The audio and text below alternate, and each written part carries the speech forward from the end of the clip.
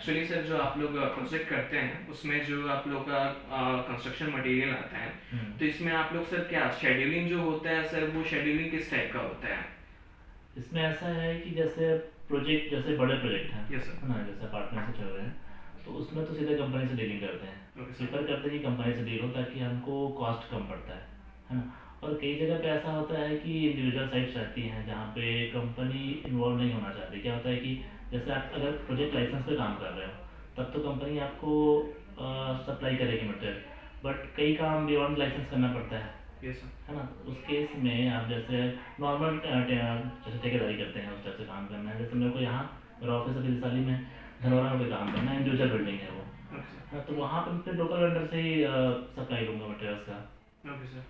अब उसमें भी जैसे आप कंपनी के लोकल वेंडर में भी जब अपन जाते हैं, तो दो तीन चीज़ें अपन देखते हैं। एक तो कोटेशन क्या रहेगा उनका, किस हिसाब से कौन कौन, क्योंकि वेंडर टू वेंडर पे वेरी करता है। मतलब यस सर। कोई मटेरियल आपको 1000 में दे रहा है, हो सकता है वो 950 में दे देगा।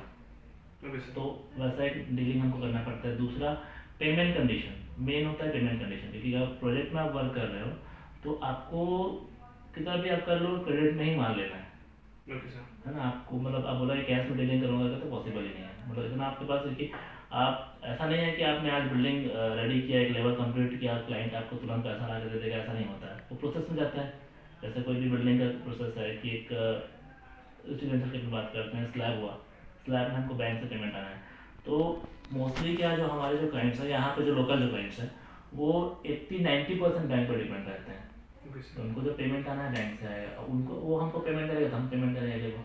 तो वो जब स्लैब का अपन बात कर रहे हैं, स्लैब का काम हुआ, उसके बाद फिर क्या है, वो बैंक में जाएगा, बैंक वाला फोटो खींच के लेके जाएगा। उसको कम से कम 15 डेज से एक हफ्ते का वर्किंग चाहिए। तो उसके बाद जब वो काम होगा, तो हो सकता है कि हमने डील अलग किया है, हम जो परसेंट हम उससे हमारे जो एग्रीमेंट में जो परसेंट लिखा हुआ है, बैंक का परसेंट उससे मैच करेगा, जरूरी नहीं है बैंक रिलीज करे जो करेगा। तो इसीलिए यहाँ पे क्रेडिट में ही माल उठाना पड़ता है कि जो बैंक से आ रहा है वो देगा। तो इनडायरेक्टली सर तो इसमें पेमेंट का थोड़ा इशू रहता हाँ, है। पेमेंट हम इसमें मतलब ऐसे पेमेंट में टाइमली पेमेंट का कोई टाइमली मतलब चांसेस नहीं पेमेंट रहता। नहीं हो पाता है। ठीक है, एक ये हो गया कोटेशन का आपको बोला। और जैसा क्वेश्चन सर कल से मान लीजिए सर किसी आप किसी भी पर्सन से अगर आप कल जुड़े हुए हैं सप्लाई के लिए, तो अगर दूसरे पर्सन के पास जाए तो क्या मतलब आपके लिए कल से ज़्यादा इंपॉर्टेंट रहता है, क्वालिटी इंपॉर्टेंट रहता है, कॉस्ट इंपॉर्टेंट रहता है, कि उसके पास बहुत ज़्यादा वेराइटीज है इंपॉर्टेंट रहता है? मतलब ऐसा क्या चीज़ के लिए आप मतलब दूसरे पार्टी पे मतलब आप स्विच करना पसंद करेंगे? वही बता आपको, एक तो क्वालिटी और कॉस्ट दोनों मैटर इंपॉर्टेंस रहता मतलब है। क्वालिटी मैटर करता क्वालिटी है, मैटर क्वालिटी मैटर के करता साथ है, कॉस्ट। कॉस्ट, हाँ। अगर आपको अपने क्लाइंट्स को, मतलब ये है ना कि अपने पास बांध के रखना है कि यस सर। कोई कहीं और ना जाए। जैसे यस सर। ये हमारा जो बिजनेस रेगुलर बिजनेस होता है ना। हम किसी का काम अच्छा करेंगे, किसी को रेफरेंस लेके वो जाएगा, है ना, उसके थ्रू हमारे पास काम आएगा इस टाइप से। तो अगर आप क्वालिटी मेंटेन नहीं कर पा रहे हो, तो फिर आप मार्केट में नहीं रह पाओगे। दो चार काम आप कर लोगे, उसके बाद फिर आउट हो जाओगे मार्केट से। तो क्वालिटी तो मस्ट है। दूसरा वो जो कॉस्ट है, कॉस्ट यस भी सर। बहुत इंपॉर्टेंट है। क्योंकि अगर स्विच करना है, सपोज अपन हैवेल्स की वायर्स ले रहे हैं, यस सर। है ना, एक सप्लायर मेरे को किसी अमाउंट पे दे रहा है, सेम वायर को डीलर तो और बहुत सारे रहते हैं ना, तो कोई दूसरा है उससे कम में दे रहा है, और सेम पेमेंट कंडीशन पे। जैसे मैं उसको रोली में पेमेंट कर रहा हूँ, मंथली पेमेंट कर रहा हूँ, मंथली मेरे को मार्जिन दे के रखा है कि आप एक महीना पेमेंट कीजिएगा फिर। तो सेम चीज़ में अगर वो मेरे को कुछ भी कम दे रहा है, तो मैं जाहिर सी बात है उसके पास जाना जाना पसंद करूँगा। और सर, तो सर ये जो आप लोग जैसे कल मटेरियल मंगवाते हैं, सप्लाई करवाते हैं, तो ऐसा सर क्या रहता है कि आप लोग पास कंस्ट्रक्शन प्रोजेक्ट रहते हैं बहुत बड़े लेवल के रहते हैं, तो इसमें क्या रहता है कि आपका स्टोरिंग प्रॉब्लम रहता है। स्टोरिंग प्रॉब्लम इसलिए क्योंकि सर कल तक अगर आज मटेरियल हमको कल तक यूज़ करना है तो हम कल ही मंगवाएंगे, ऐसा नहीं कि एक सप्ताह पहले मंगवाएंगे।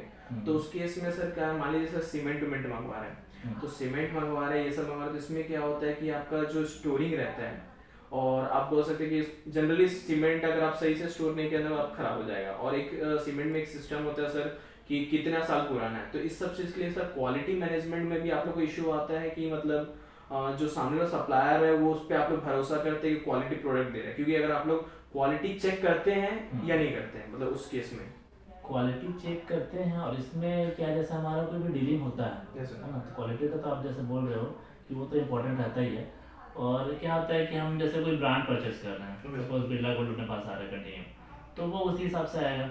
उसमें ये है कि जैसे अपने को सीमेंट की आप बात की, सीमेंट में तो एक हमारे पास एक वेंडर रहेगा, मतलब एक मीडिएटर रहेगा, जो जैसे इसमें हमारे मतलब मीडिएटर रहता है, हाँ मोस्टली केसेस मतलब इन केस अगर आपको मतलब कंपनी से डीलिंग करना है तो डायरेक्ट आप कंपनी में जाके तो नहीं बैठोगे, तो ये कोई जो एक वहाँ का जो कोई एक या तो कोई वहाँ का मार्केटिंग स्टाफ रहेगा या कोई दूसरा रहेगा जो मार्केटिंग स्टाफ के थ्रू ऑर्डर अपने को देगा। ऐसा मतलब कि हम नहीं मानते जाते कि उनका मार्केटिंग स्टाफ है, तो वो हमारे पास आएगा, जो भी हमारा अपना डील रहेगा हमको बताएगा कि इस रेट में हमको वो जो भी मटेरियल वो प्रोवाइड करेगा ऐसा करके।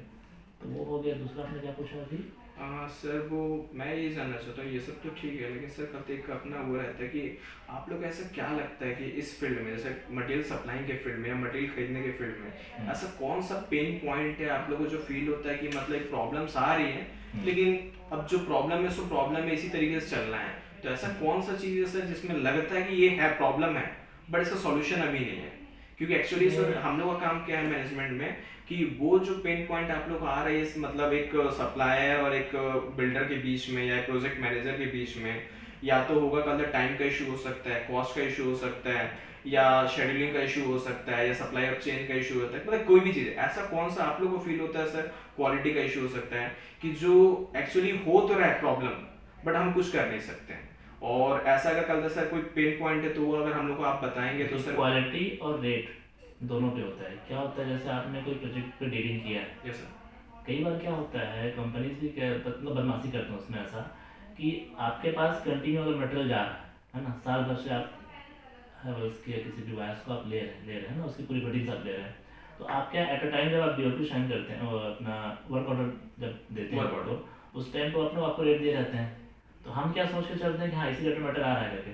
बट कई बार ऐसा होता है कि 2 महीने तो दूसरे रेट में मटेरियल दिया उसने, उसके बाद अगर आप प्रॉपर आप चेक नहीं कर रहे हो बिल्स को, तो फिर आप तीसरे चौथे महीने में देखोगे कि वो रेट जो है ना आपको वेरी कर रहा है, कभी कम कभी ज़्यादा, कभी मार्केट रेट पे मटेरियल दे दिया। मतलब उसके रिगार्डिंग उसके वो लिए आपको इन्फॉर्म एक नहीं स्टाफ करते आपको एक रखना पड़ेगा जो चेक करता जो है। उस चीज़ को प्रॉपर चेक करते रहे, तो उसको आप मेंटेन कर पाओगे, नहीं तो फिर ऐसे में लॉस में चले जाओ। Okay sir. वो जरूरी। अच्छा सर, कई बार जैसे प्रोजेक्ट चल रहा है तो वहाँ पे ऐसा कोई इशू होता है कि ऑन टाइम हमको मटेरियल चाहिए और वहाँ पे लेट हो रहा है, लेट वाला कंडीशन आ रहा है, ऐसा होता है तो सर उससे प्रोजेक्ट इफेक्ट होता है? प्रोजेक्ट में इफेक्ट होता है, और बिल्कुल उसको आप ना इसमें एक ही सप्लायर पर डिपेंड नहीं रह सकते। अगर आप जैसे कोई भी प्रोजेक्ट कर रहे हैं ना, तो आपके पास इन हैंड 2 या 3 सप्लायर रहते हैं और आप ऑर्डर तीनों जगह प्लेस कर सकते हो। जैसे आपको कोई स्लैब करना है, कोई स्टील चाहिए, आपने यहाँ से बोला वो नहीं दे पा रहा है, या हो सकता है आपने का पेमेंट क्रेडिट ज़्यादा है, बैलेंस ज़्यादा हो गया तो नहीं दे, उस वजह से कई लोग डिले करते हैं कि आपका क्रेडिट अगर ज़्यादा खड़ा है तो लेट करता है, मतलब जो उसको प्रेफरेंस रहेगा जहाँ से उसको पैसा जल्दी मिल रहा है वहाँ पे पहले सप्लाई करेगा, तो उस केस में आपको फिर 1-2 सप्लायर अपने को स्टैंड रखना पड़ता है कि हाँ यहाँ से ले आएगा तो यहाँ से ले आना मटेरियल स्टेप से।